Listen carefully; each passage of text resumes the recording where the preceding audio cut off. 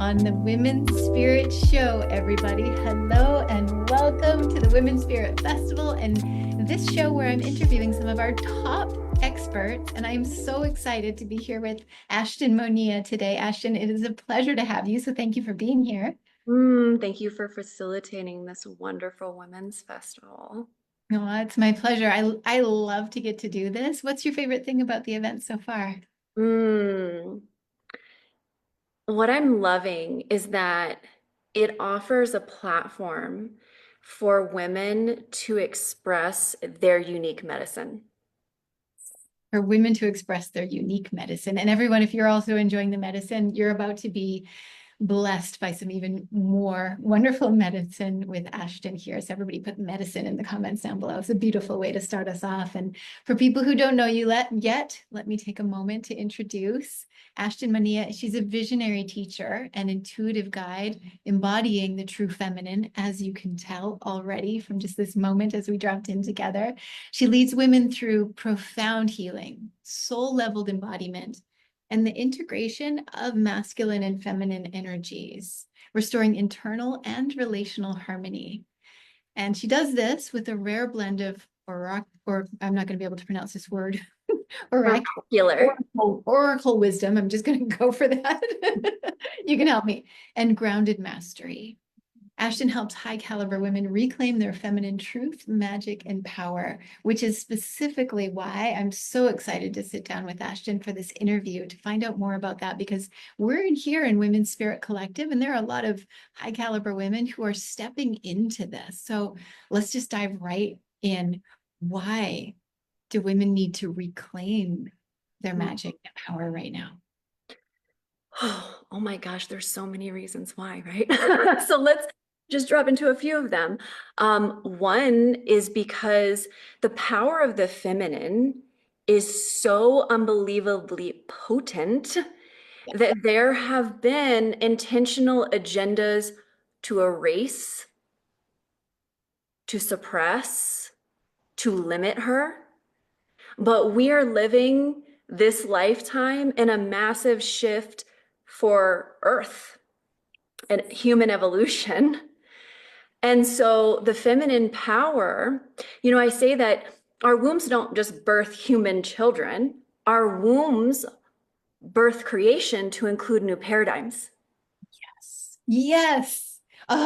This is so good because this is why Women's Spirit Festival exists. And so many of the women here are feeling that they want to do things a different way, or they're here for healing and awakening, but they're like, I don't want to do it the old way. So tell us more about this new paradigm. Yeah, I talk about the recentering of the feminine. And I think this is really, really, really important to this conversation because through my oracular vision, what I have witnessed is that we have been placing the wounded masculine at the epicenter of all of creation. Tell us more about that. When I, that happens, we're taking the feminine out of her divine right placement because the feminine is the birther of all of life. She's the originator. So she's meant to be at the epicenter to radiate into creation. When we take her out of that divine right placement, it creates distortion. It creates broken energetic architecture. It creates the patriarchal matrix. It creates and perpetuates these dysfunctional ways of existing that are like conditioning and patterns and programming that ultimately lead to destruction rather than restoration, which is what the true feminine is forever birthing. do you think that that's when we look at the planet and there's so much that's broken and so much war still here we are, it's like, have we learned nothing? Is that part of what's created the situations that we're in now? Hugely. And so something that I offer in my teachings is my memory. So my multidimensional remembrance allows me to see through the field, through time, space, multiple dimensions, all the way back to falls in the omniverse, all the way down to earth, to look at all of these patterns and how they all connect. So I remember, for example, an impact that happened to Gaia to her firmament, so like her energetic body. And when this happened, it came from what I call the fall. We've had multiple multi-dimensional falls happening over time. And so we can look at them from Andromeda down the Milky Way galaxy, Lyra, there's been all these falls, and then it arrived to Gaia. And at that time, I was a dragon. I'm a mother dragon to mother dragons, and I was doing my dragony thing. And this impact hit her, and then it created this opening.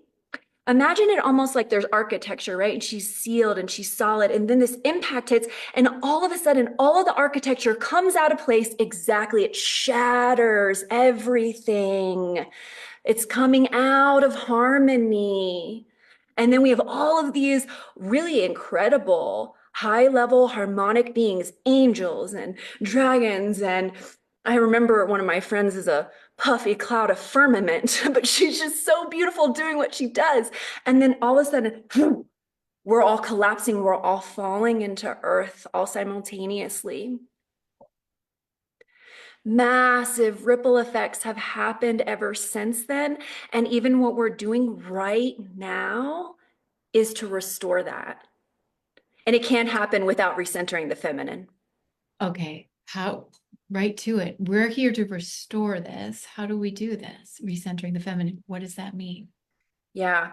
So, I love to take the multidimensional and then integrate it into the ground level, because if we leave it all in ether, Right. People might be like, well, I don't understand that, but here it is on our human level showing up in our lives on a exactly. daily basis. Okay. Exactly. So a really simple example of this, when we recenter the feminine in our relationships, we allow feeling, which is, in my teaching, I call it base code. So feminine base code for her is feeling. Base code for the masculine would be thinking. We allow feeling to begin to be recentered as well over the mental body, over the mind. So instead of desensitizing, we're coming back into sensitizing. We're actually validating the true ache of all of the destruction. And then let's say a male-female dynamic in relationship, commonly what happens is that a man's process is placed over a woman's feeling. Hmm. And Oh, I mean, we see this when we were younger, and even like movies or shows or whatever. It's like, oh, she's crazy because she's a big feeler. And here we all are as women, and I know that a lot of women have it, this ache that's not personal, but it's bigger than that. exactly. This is what you're talking about. Yes, because that's not being acknowledged, right? Like it's not being validated. And yet, in every woman's body, as long as she's not gaslighting herself, she feels it. And it makes sense that we feel like bringing that in. Ladies, if you're hearing this and you feel it, just put feel in the comments down below. If you're a feeler and you feel this, and sometimes it's something that it's unnameable. Ashtyn, you're actually like giving words to something that I feel and something I know a lot of women feel. Thank you for Not, acknowledging. not just words, but acknowledgement. Yes, this is a huge part of what I do. I'm here to give language to phenomenon, including like spiritual phenomenon, but also to bring it down into a ground level and to validate the experiences that we have, to include as highly sensitive beings and intuitive women. Yeah. Yeah. So back to that question, how do we recenter in the feminine? Like, how do we do that on the ground level for our own selves, for humanity?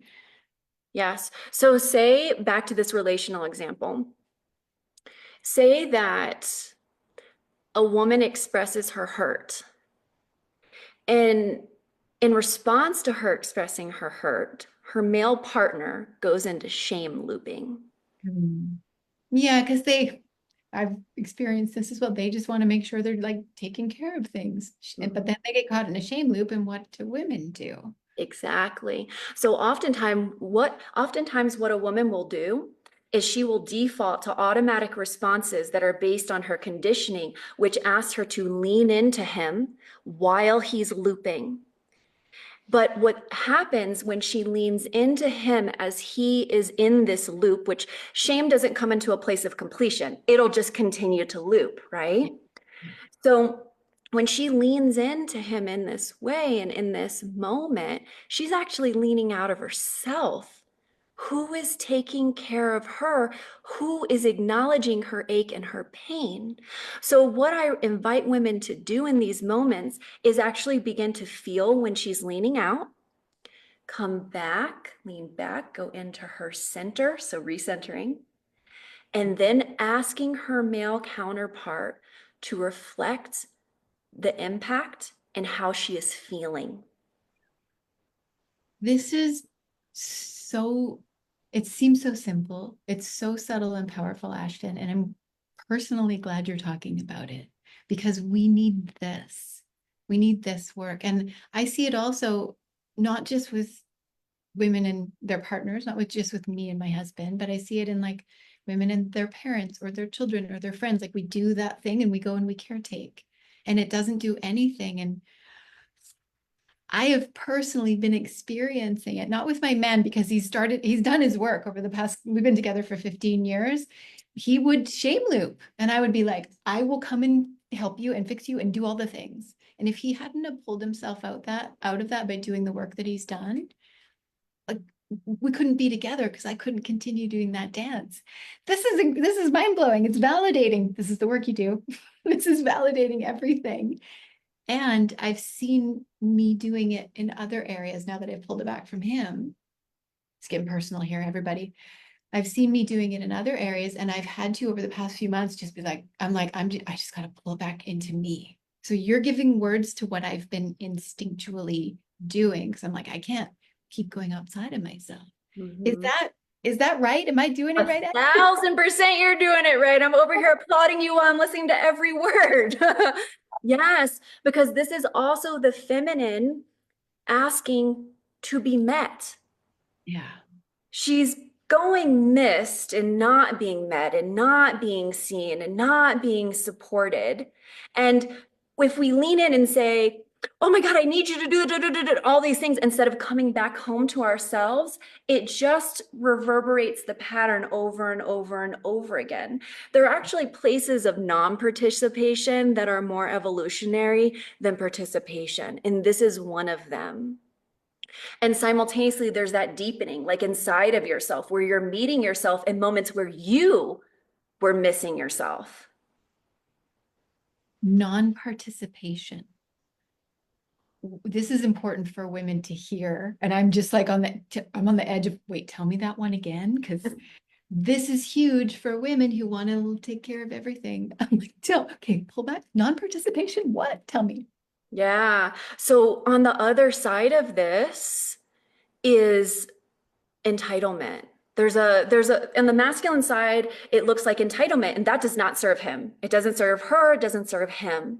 And for her, there's this automatic participation, leaning in. I'm going to heal you. I'm going to offer more than I even have with inside of myself. So I'm so depleted that I barely feel like I can exist.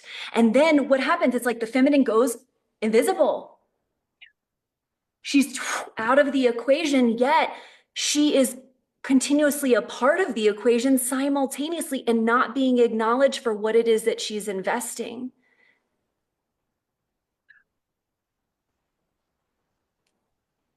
So the feminine suppression, right? Like a part of that is to deplete women, and this connects back to women's wombs. Because in the example that I mentioned, where I was like, when she leans in, part of what she's doing is she is offering the life force that comes through her as a feminine being that arrives through her connection that is directly related to her womb. And this is the work you do, the womb wisdom, the womb healing. This is a part of my talks. Tell us more about that. Yeah. So the first talk that I did is a teaching. I love to do teachings and then experientials because I want for people to receive the very most in a digestible way, like not a heady way. I want you to receive it in your body so it can Yes. be embodied. So the first part is a teaching transmission. And I think it's really important to say transmission because we're offering talks, and in my transmissions, there are encodements underneath the words I'm saying. There's energetics. So there's more for you to receive than just the words coming out of my mouth. I'm receiving it with you, Ashton, even here. Do you all feel it? Just put yes if you feel it. Because I'm like, yeah, I'm hearing you on this level, the words you're saying, and I'm also this level. There's something happening. And I'm like, Yes. we're waking up. This is how we deepen and amplify, right? So you receive more. And so the first talk is the teaching piece. And by the way, my teachings are unique to me. They don't come through another teacher, another person outside of me. They don't come from books that I've read. They come from my direct channel. They come from my multitudes of naturally occurring initiations that I have had to surrender into in order to come out on the other side more embodied and alive. And so the things that you will hear in this teaching, you're not going to have heard anywhere else. So the first part Thank is you. teaching. Okay. The second part is the guided process. So that is a womb clearing. We're going to heal and then seal, as in create this beautiful container around your womb so that you are able to gestate your power in your womb, have it be held, and walk away from that experience feeling true feminine power in your body. Yes. Yes. Yes. Okay, ladies, you're here and you don't want to leave this interview. And when it's done, you're going to go to that magnifying glass at the top of this group because here we are in the Women's Spirit Collective. So I'm going to give us a little bit of grounded to-dos. If I can pull myself out of the like, realm that we're hanging out in right now.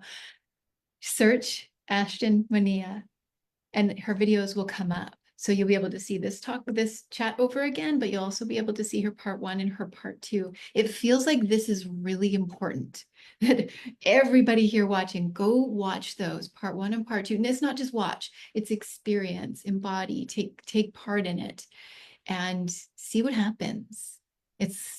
I'm excited because I haven't seen them yet. So I'm going to see them come back here and tell everybody what my experience of them was as well. Okay, this is wonderful. Ladies, this is what makes Women's Spirit Festival so special is that you can take part in these series that are inside. This is a really spiritual school over here. This is more than just an event, spiritual school. And you can message Ashtyn directly. You can be in direct communication with her and in touch with her. Like even right now in the chat, she's going to come back here and talk to you all. Okay, so those are your talks that are happening. What else? What else are we going to talk about? Let me drop in.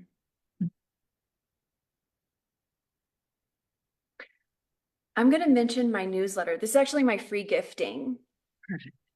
So this is the gift that keeps giving. I come out with these newsletters and they're not just write-ups. Every single newsletter has a video teaching transmission, and these are extensive. They follow the collective tides and they also layer on like a scaffolding for evolutionary process every single month. It ends up becoming truly a living library. Like it's like enrolling in a course for high consciousness and continuing to move alongside it ongoingly. And the reason why I wanted to bring this up is because I have an edition that's going to be released here soon, and it's about the muse. And it's about the secret suffering of the muse. And it also includes a healing at the end for her as well. I think this relates so well to what we've been talking about because the muse to me is the radiant woman. Yes. Like she is the source of life and inspiration. And though that is such a beautiful thing and many people admire it, like, you know, there are definitely moments where I walk into a room and it's like, whew, there's a full audience on me just because I stepped into the room. That's the radiant woman. That's feminine power. Even when people can't give words to it, they feel it emanating from her. And so what can happen is people then idolize her. there can be even like jealousy around her. I was going to ask you what happens with other women when a woman is stepping into just her knowing, her center. Something happens in groups of women, and a lot of ladies here have been talking about it, not Mm, just lately, but over the years. Like there's still healing from the woman wound.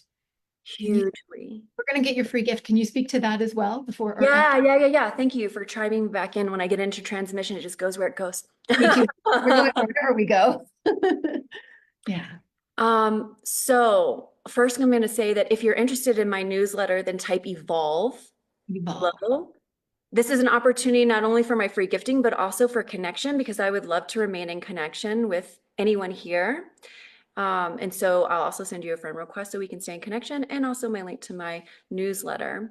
Beautiful. Type the word evolve, everyone, in the Evolve. comments down below. Can somebody type it for me? Good.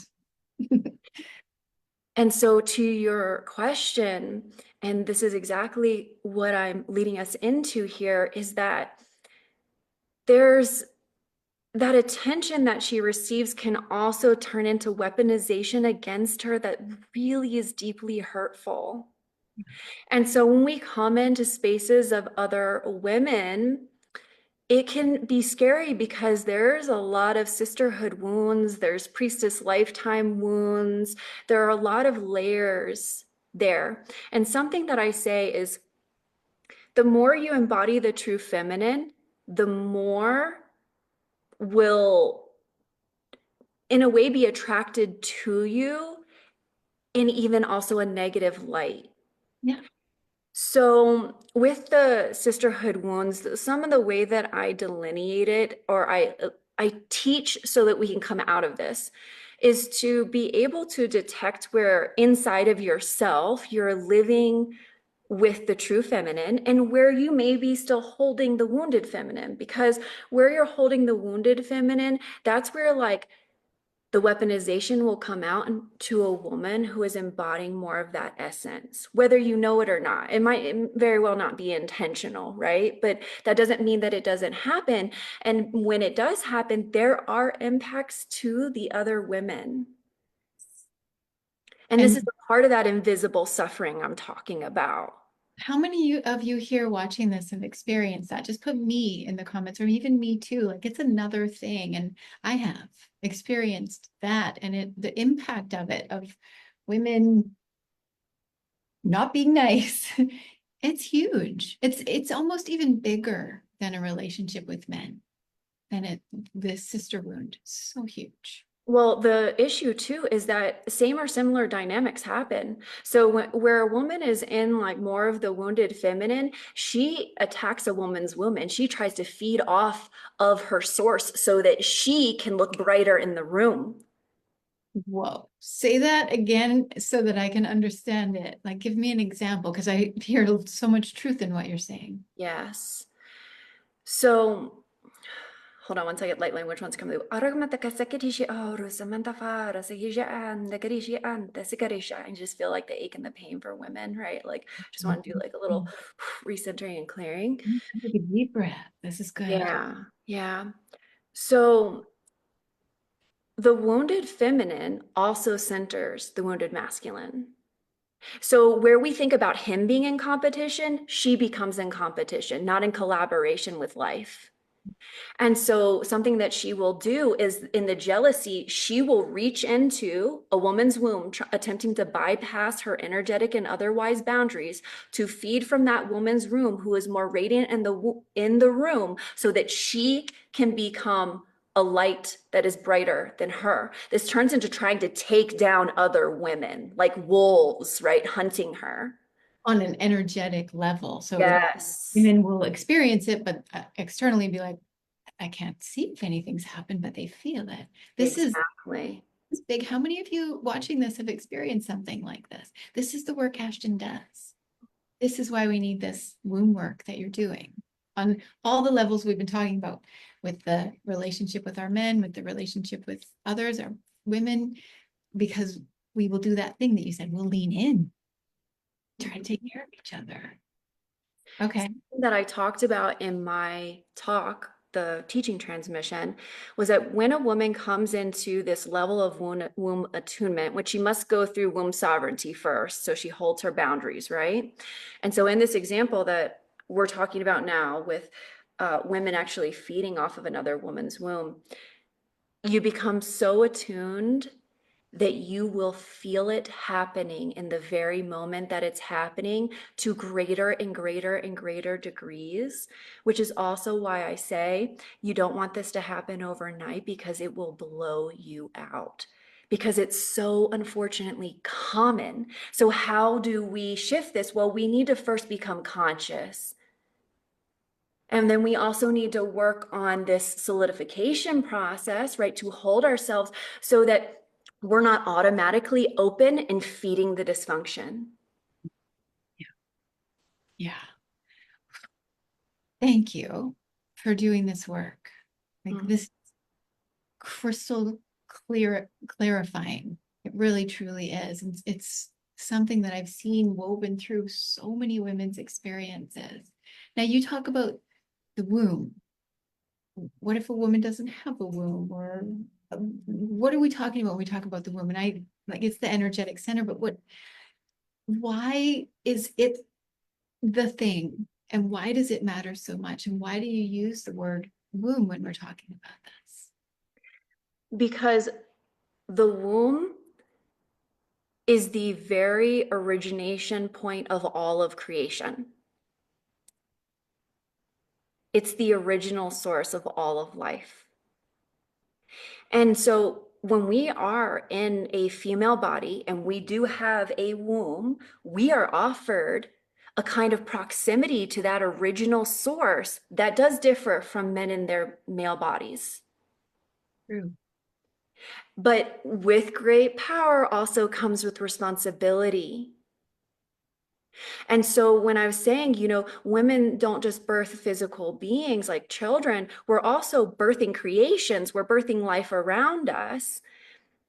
When we are not upholding our responsibility to that creational center, we are likely defaulting to these patriarchal imprints and conditioning that automatically sources our womb to continue the paradigm that we are existing within. It literally could not be without women co-signing and consenting on it.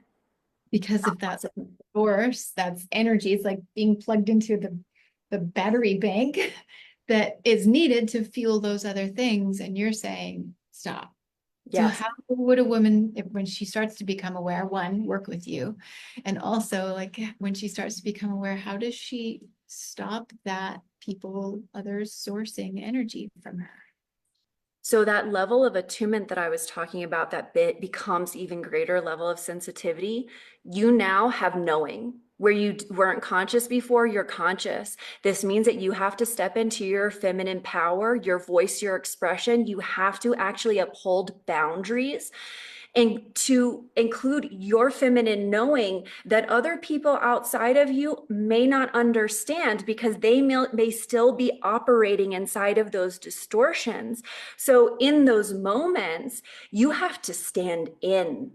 You have to hold your knowing despite all resistance, despite anyone else's opinion. There are times where, an example, I was dating this guy. I met his mom, and during the time I met his mom, I recognized that in a conversation, she was asking me to counsel her in the same way that she had been asking him to counsel her. I knew that this was a dysfunctional pattern of enabling behavior that actually in our relationship was having to get worked out. And so in that moment, I expressed my boundary of having to step away from the conversation. I didn't explain, because sometimes explaining lessens, right, what's actually going on. It's more so I'm holding, and then I'm saying, I do not participate. Now, of course, this can come up against a lot of judgment, anger, opinion, right? Like all the things are coming at you. We're supposed to be nice, especially with somebody's family. This is blowing my mind in such a great way. Keep going. So then there are expectations for your participation in the patterning, in the distortions. People may act out against you, but you need to hold, regardless, your feminine knowing. That is feminine power. And that is a woman who is here to change paradigms. Ashton, there's been something over the years that I'm realizing this. I choose non-participation in gossip. It's just something like when somebody's like, oh, this person did this, I will literally walk away. But there's still part of me that's like slightly guilty, or like, I'm not being socially correct here, but I have to just remove myself. And you're, again, giving me words to, this is what's happening. And it's actually choosing a strong boundary.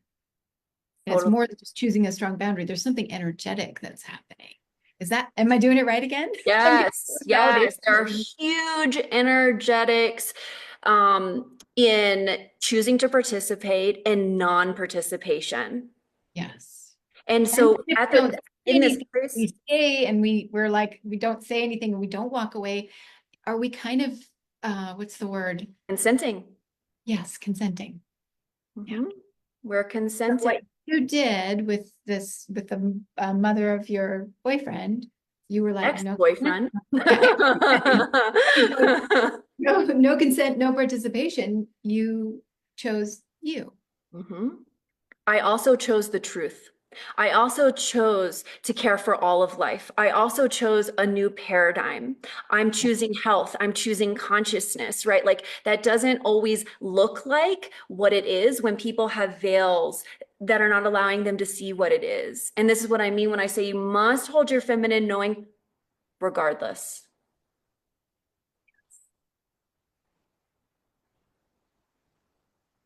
And I this is love, also what I'm talking about with the sensitivity, that energetic attunement. You yeah. will feel it in the relational dynamics, and it is incessant. It is incessant because most people are defaulting to their conditioning. And so you will begin to notice how, oh my goodness, there's a lot of feasting off the feminine essence. And women have been noticing it, and that's partly this festival exists for women specifically, because they can come together in spaces like this and hear your transmission and start to get it. Everybody who's watching and listening to this, put in the comments, what are you receiving from this right now? I love conversations like this because there's so much that's happening on a deeper level. There's so much that's awakening in my own heart and the hearts of all of the women in this collective. And you are putting it into words. And it's beautiful, Ashtyn. Thank you for doing the work that you're doing. How did you, I know you probably talk about it in your talks, but how did you come to be doing this? Have you always been an open channel? Have you always had this? Like, what's your story? And we're running a little over, but this is a deep conversation. I can't stop it yet. I'm in the flow. Let's keep it going as long as we need to. Actually, this is something that I didn't get to talk about in my talks, because I really wanted people to receive from the teaching and the guided process. And so I love that you asked about me and my journey of arrival. So I did arrive as a very advanced soul. I have a lot of lifetimes on and off of Earth. I'm crazy ancient. Like I literally remember the original womb and my birthing process into creation itself. And so, yes, I did, of course, arrive with that to some degree in a child's body, though. You can't always process what you know, what you see.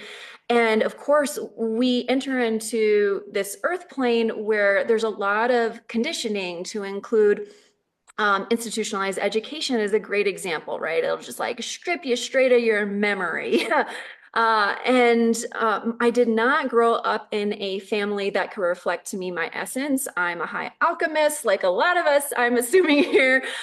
We may have entered into really karmic, heavy, loaded families. So there wasn't something outside of me reflecting to me who I was or what I was here for, which of course inevitably asked me to go deeper, deeper, deeper, deeper, deeper internal. But when I was young, I remember I remember a lot of magical stuff I was doing, but the other part of this is that I was studying relationships constantly in the field. I was studying relationships all of the time. I started to actually study relationships in elementary school.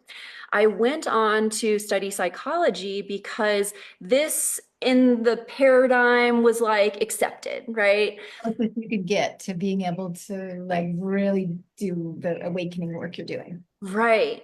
But where that arrived from inside of me is actually I can travel unconscious and subconscious patterning. I can travel it energetically. I can see it all the way to the root. And so there was a deeper thing, of course, behind my interest in psychology.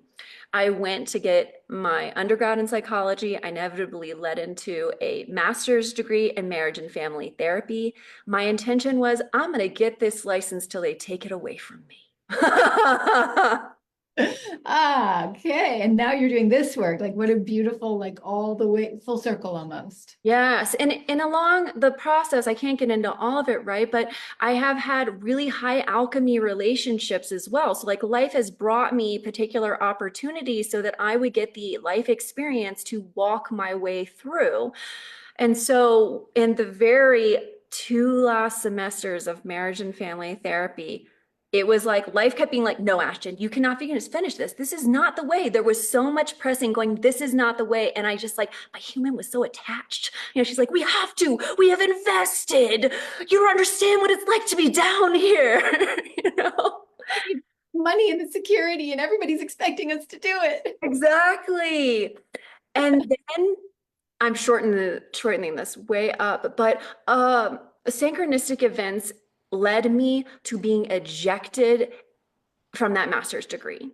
And as soon as that happened, it was like, okay, the doors opened up. Whew. I could receive my path, my purpose so much more clearly and deeply. While I was in my master's degree, I had already started my business.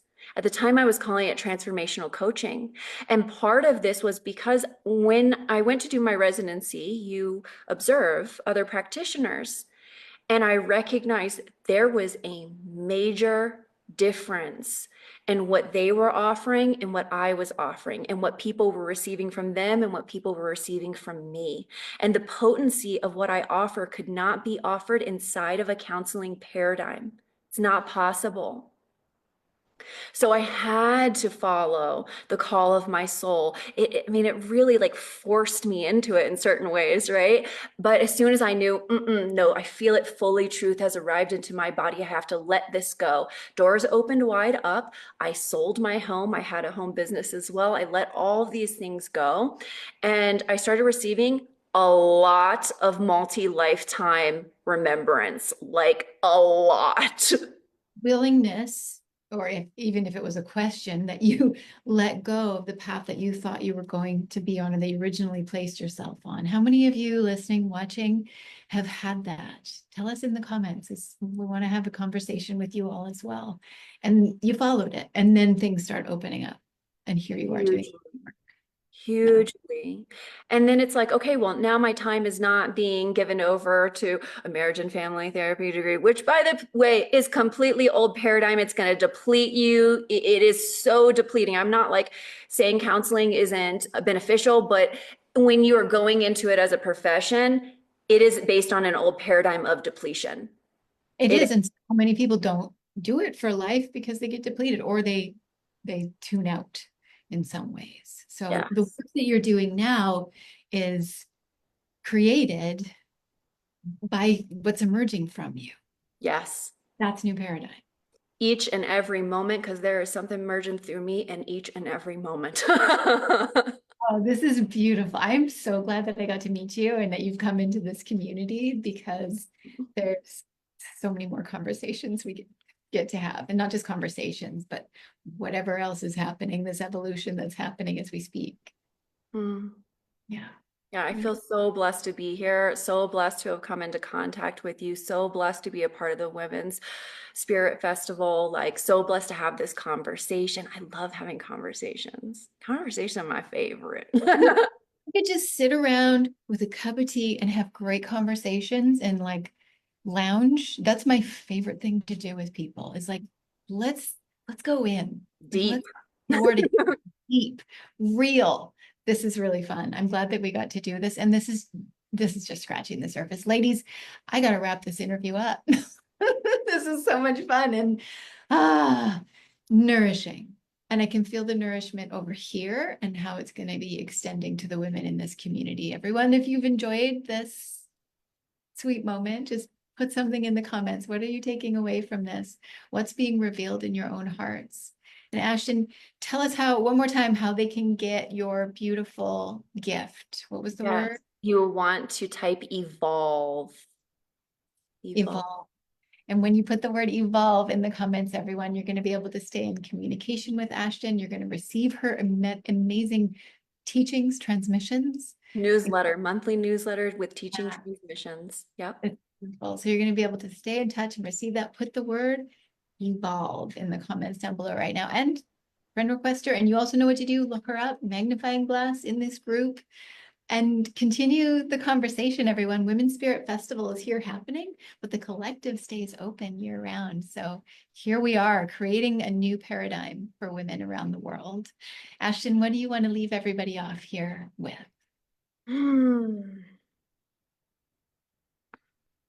I hope that just by spending time here, you've felt some shifts, like within inside of yourself, within inside of your body, maybe deeper understandings of even your feminine power and also responsibility. We are all incredible beings in this space, and I want for your particular medicine and mastery to really emerge in its full potency. And in order to do that, it really necessitates your willingness to hold your sacred boundaries. That's where it begins, ladies. Your medicine, your mastery coming through. Hold our sacred boundaries. Ashtyn, thank you so much for this beautiful reminder, this incredible conversation.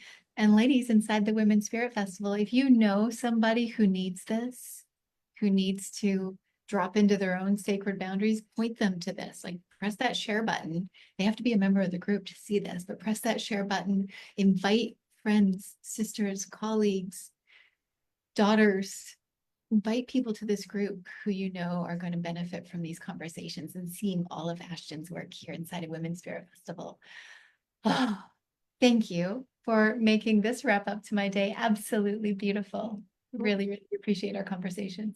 Same. It has been so amazing. I've really, really enjoyed myself. Yeah. Okay, we're gonna hang out for the rest of the evening, everybody. Thank you so much for watching, everyone, and we'll catch you in the next video. Bye, and thanks again, Ashtyn. Bye.